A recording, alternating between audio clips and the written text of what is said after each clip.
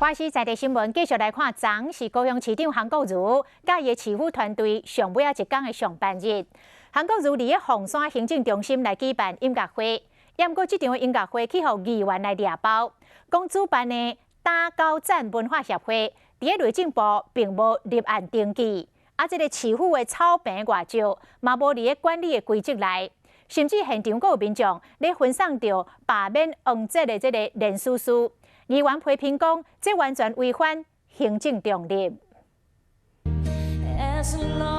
歌手唱歌向韩国瑜再建的这音乐会，伫高雄市政府凤山行政中心边仔的草地举行，但是这块地安怎借的，向来主办问题袂少。新闻局表示是拍高赞文化协会主办的，但是内政部网站顶端找无。整个社会局还在审议之中，他却有办法。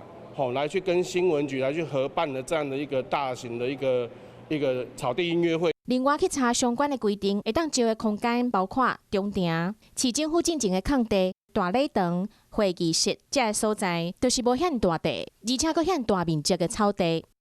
一般人其实没办法去借用的这样的一个地方来办一个这样的活动。